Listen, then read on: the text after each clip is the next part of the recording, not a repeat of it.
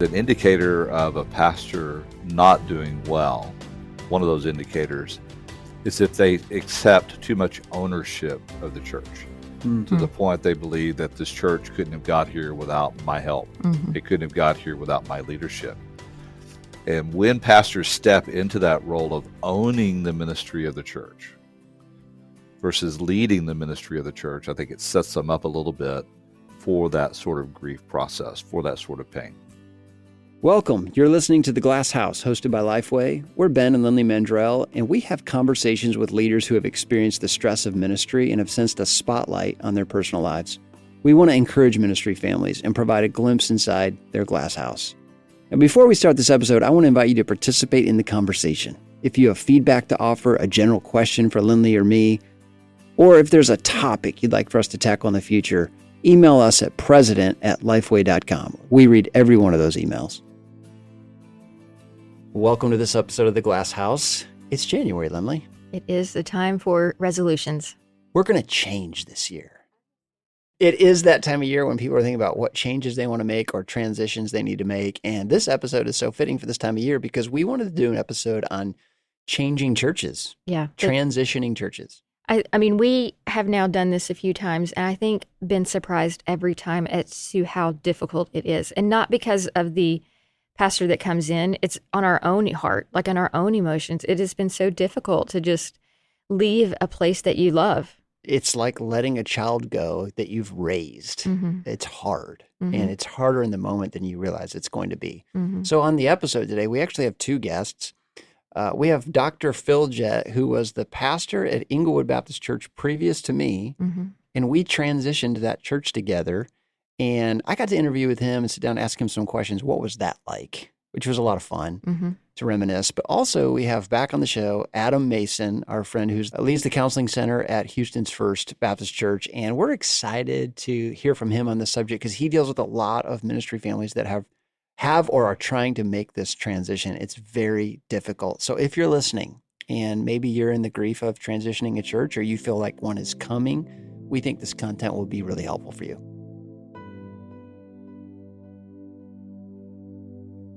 So back on the show today, we have Adam Mason, who heads up the counseling ministry at Houston's First. And Adam, thanks for coming back on the show. Thank you, Ben and Lindley. It's a pleasure to be here. We're excited to have you back on this topic because we know you work with pastors and wives, church leaders on a daily basis, and leaving well is not easy.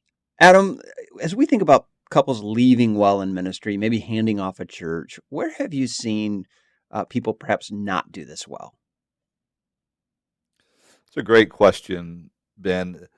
When I think about the couples I've worked with, ministry couples in the last 30 years, and I think about the concept of leaving well, there's a couple of metaphors that come to mind for me. When I think about the pastors, the ministry couples that didn't leave well, in many ways that has felt like a divorce. Mm-hmm. There's an animosity, there is a bitterness, there's a resentment. Oftentimes on both sides are wounded. In my work with Union Baptist Association here and the reconciliation team, sometimes I would be assigned to the church or the church staff to help them deal with a situation, a poor leaving situation. Sometimes I've worked with the ministry couples, and the sense of pain, the sense of betrayal, the sense of hurt goes so deep, and it's so significant. The churches I've seen that have participated in that process, that have been in a situation where the minister did not leave well, oftentimes move into a situation where the next 2, 3, 4 pastors don't leave well either. That there seems to be the phrase of hurt people hurt people. And so they become a bit of a clergy killer, is a term that we use sometimes to describe these churches that are very difficult. They seem to be very guarded, and it seems to be a very difficult situation for the next ministry couple that comes in. We cannot overstate the significance of leaving well and the impact of not leaving well. When I think about the ministry couples I've worked with that did leave well, and I've been a part of churches that have sent out ministry couples, it's a little bit like sending a child to college. There's an excitement, there's an enthusiasm, we want to follow you, we want to track what you're doing, we feel a part of your future success, we share in that. It's a launching of the individual. And the person who leaves oftentimes comes back, touches base. They're there as part of anniversaries. They're there for significant achievements. They're welcome back to the people. Very similar. And so when we look at this situation, we strive to be a church that launches the minister and his family into the next ministry, almost like launching a child versus this divorce situation where there's bitterness and the relationship doesn't really seem to end. It just becomes transformed into this long running bitterness. I wish there was a class on leaving well. I mean, I wish seminaries, the things that seminaries could teach, I wish there was a class that said, hey, you're not going to stay at one church for all of your ministry career. I mean, very few people do, of course. And so, here's how to train your people to, receive the next pastor that's going to come in, to continue the relationships, all those kind of things. Because I know for our experience, it's been a bittersweet thing. I mean, neither church did we leave in bad terms. I mean, we left because we chose to leave and go do a different ministry. And so, it's been hard for us because when churches go in a different direction, you naturally have to process it. And it's not even bad directions. It's good directions. I mean, we don't have bad things to say. It's just a processing. It's kind of like when somebody buys the house that you've been living in and they completely paint and redecorate the house. And you look online on Zillow and see it. And you think, oh, they took down my favorite wall or whatever, And you feel like you're taking it personally, even though it's completely up to them to change the paint colors. We feel that way with churches that we've pastored because we take things like it was personal for us. It was part of our life's work. And I think maybe it's humbling to us to see that churches move on from us or that people move on from us. We feel lonely in that maybe. I don't know. Counsel me there. What's going on? That's interesting. In the research that we did through Lifeway that we repeated here recently, looking at pastoral attrition and why pastors leave the ministry, and we look at some of the other research that's been done in the area, one of the things that surfaces is an indicator of a pastor not doing well. One of those indicators is if they accept too much ownership of the church to the point they believe that this church couldn't have got here without my help. It couldn't have got here without my leadership. And when pastors step into that role of owning the ministry of the church versus leading the ministry of the church, I think it sets them up a little bit for that sort of grief process, for that sort of pain. I think you're right on, Adam. Would you just say more about what you just said? That's really profound. That how does a pastor and his wife come to a recognition that they're owning the ministry rather than leading the ministry? What are some of the indicators there? Well, first of all, I would say that that's a real temptation from Satan to own things. And it really does feed into some of our Protestant work ethic, some of our American pragmatism, the sense that if we work hard, that we're going to get good results, and that if we invest ourselves and we do the best we can, that things are going to work out well. And that bleeds into the theology where we have this, rather than a systematic theology, we have almost a subtractionist theology in the sense that we're adding and subtracting to what God can do in the church with that mindset of ownership. And if I do what's right, then this church is going to grow. And it's accepting too much ownership versus the stewardship part.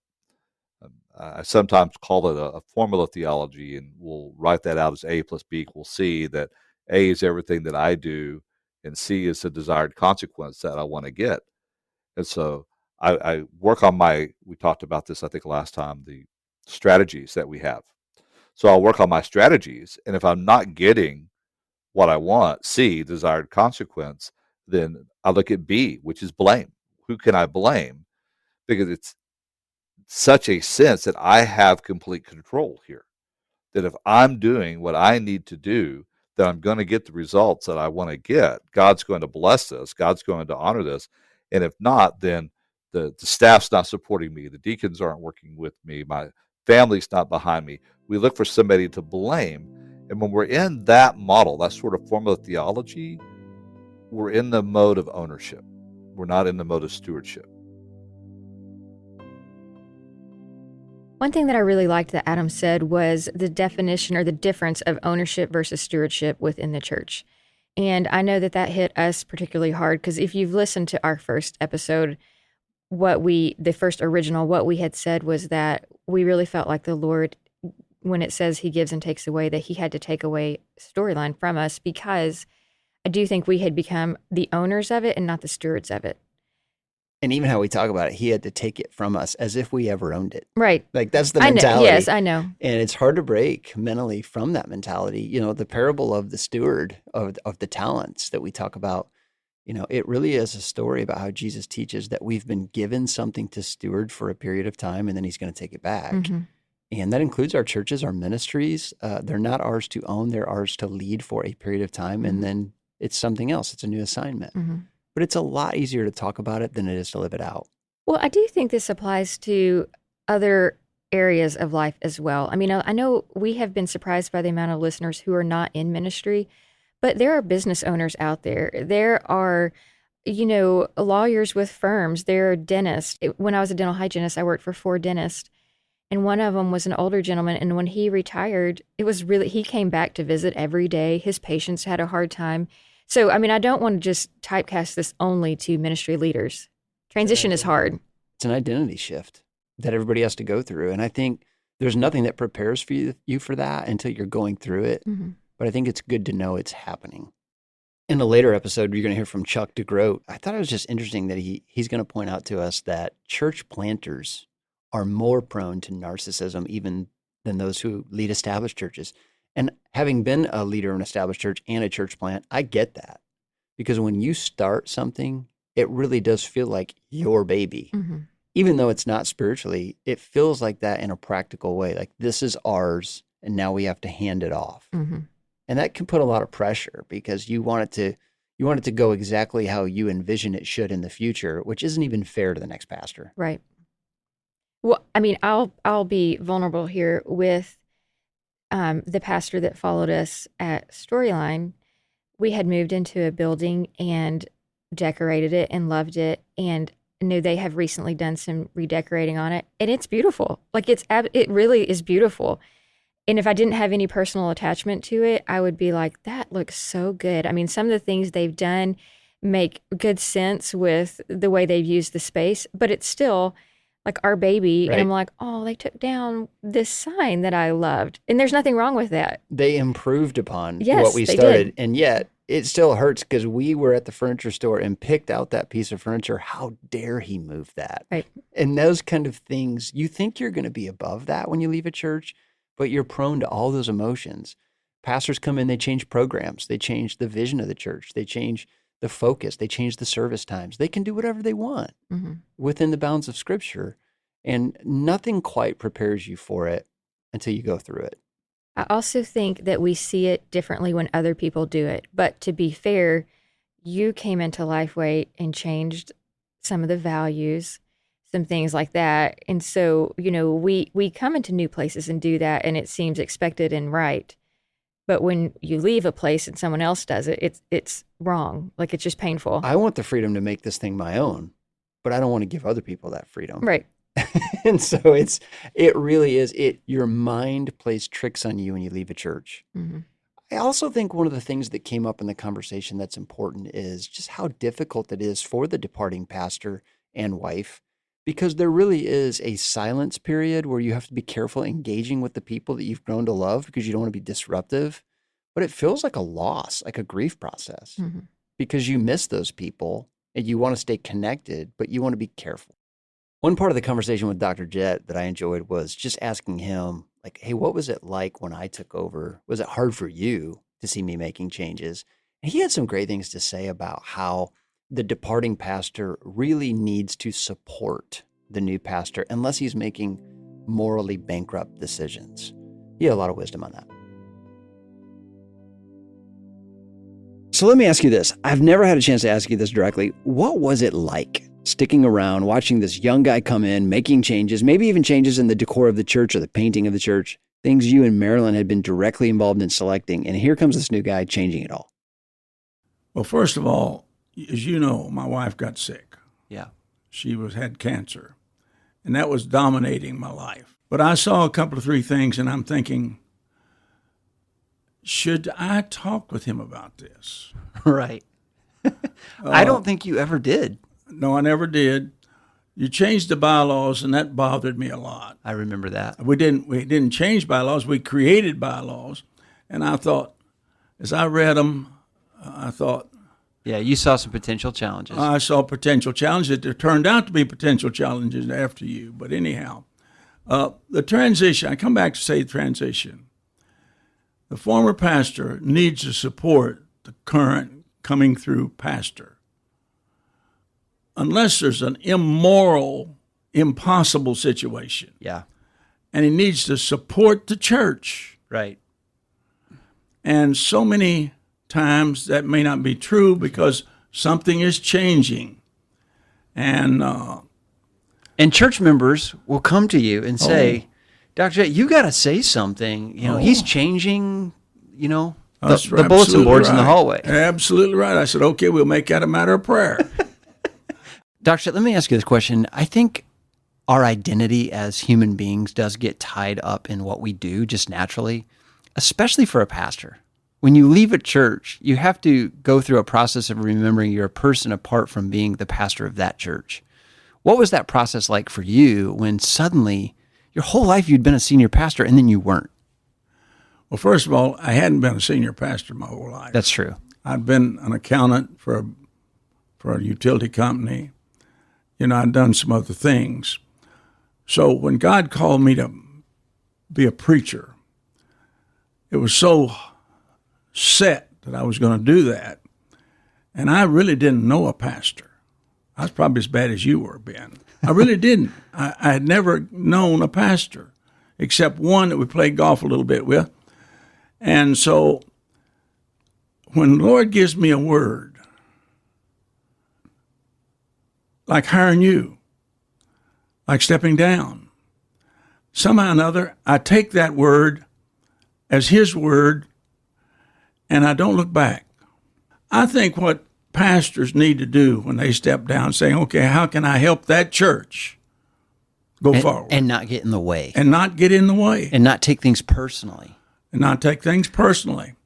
Make a decision. It's his decision. We're going to support it, going to live with it. It's not an immoral decision. It's not an unethical decision. So we're going to support it. It's a program decision or a decoration decision or something like that. When you were called away from pastoral ministry and you went through that process, imagine someone listening today who is going through that now. And they're trying to figure out, what does my life look like if I'm not a pastor? What word of encouragement would you give to that guy right now? Your calling is to, first of all, encourage other pastors, other ministries, and know that you still have a ministry. Now, many pastors move away from the church where they pastored because they don't want to do that. But wherever you go, if God's called you to be a pastor, you're a pastor until your day you die.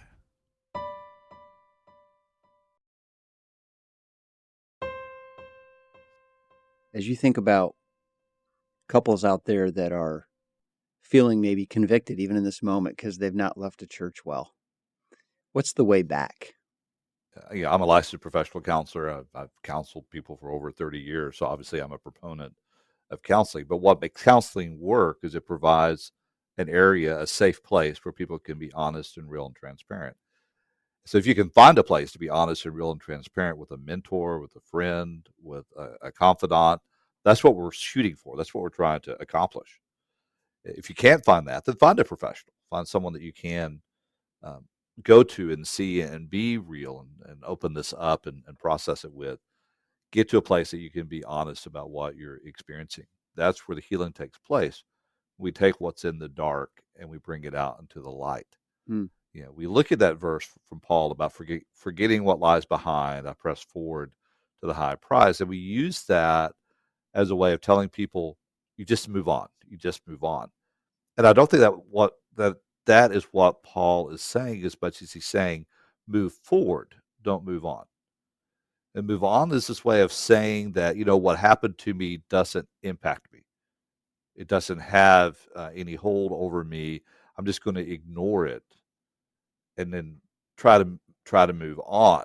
Versus moving forward. When you move forward, you're moving forward with an understanding of who you are and the impact of the past.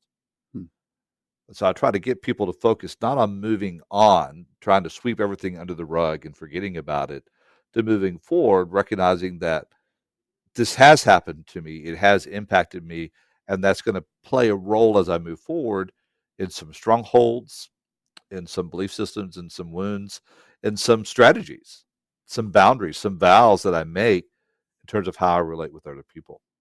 Here's the question to wrap us up today. I want you to imagine there's a ministry couple out there. They left a great church. Maybe he was on a support position, great culture. Now they've come to a new church. The honeymoon period is worn off, and they're really missing where they were. They're wishing they could turn back the clock. What would you say to that couple if they were sitting in front of you at that story? First of all, I would ask them to explore the expectations they had for the new church, for the new position. Because so many times it's our expectations that sabotage us. So I would begin with an exploration of the expectations. Second thing that I would ask them to consider is what is it they believe that they've lost? So many times when the present becomes difficult, we romanticize either the past or the future. I've never done that a day in my life. Keep talking. Well, other people. Other people. Not us. All this. I'm glad these people out there are listening. Well, that former church was so wonderful. Were there not enough graves in Egypt that you had to bring us to the desert to bury us? Because it was life back then wasn't so bad. It was miserable. You were in slavery, right? But when the present becomes difficult, we romanticize the past, or we romanticize the future. The future is that grass is always greener. My grandfather, who had a 6th grade education, taught me, and he was a farmer.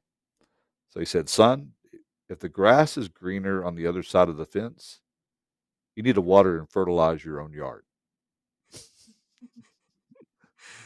That's really good. I thought that was really good. That rather than romanticizing the future, there's some work that needs to be done right now. So I would explore the expectations. I would explore are you romanticizing the past? What's the reality of the past? I would explore vision. What's the vision of the person God created you to be?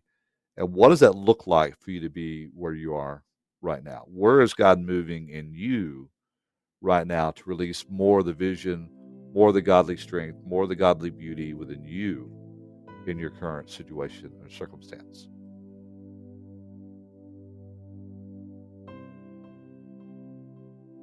Adam said an interesting quote. He said, when the present is difficult, we romanticize the past or the future. And I thought that was so interesting to me because I always hear, rose-colored glasses. And I guess we do hear the saying a lot about, the grass is always greener. But I tend to romanticize the past more than the future. But then I do remember when kids were little and it was like, oh, if we can just get a few years down the road.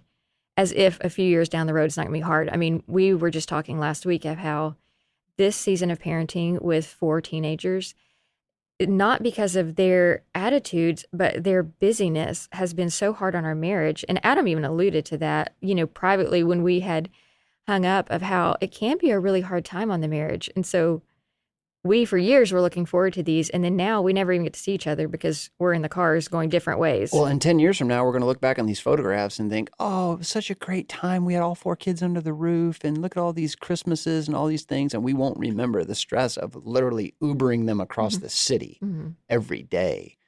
And so our mind plays tricks on us. I don't think I've ever heard a sermon on remembering.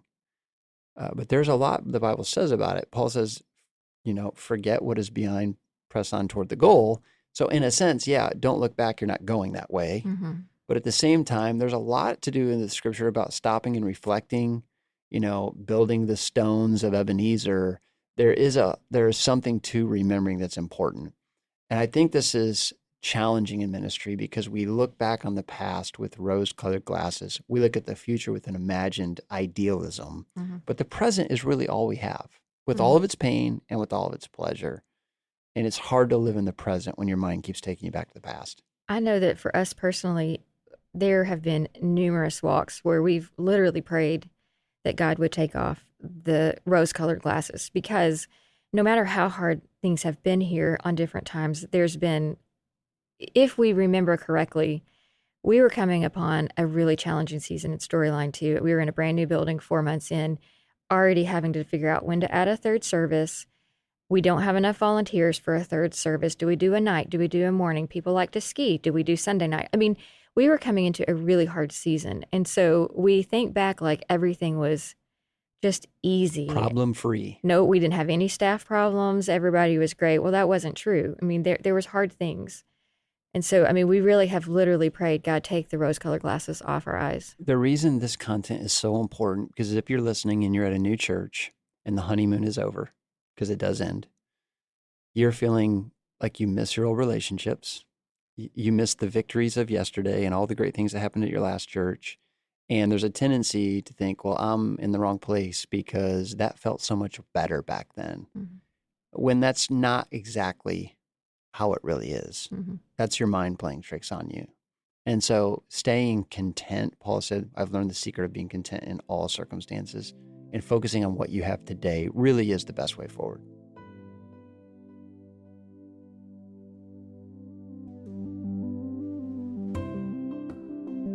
Thank you for listening to this episode of The Glass House. We would love to include you in the conversation. If something stuck out to you in today's episode, let us hear from you, or a topic you'd love to see us tackle in the future, or just any question you want to fire at Lindley and me.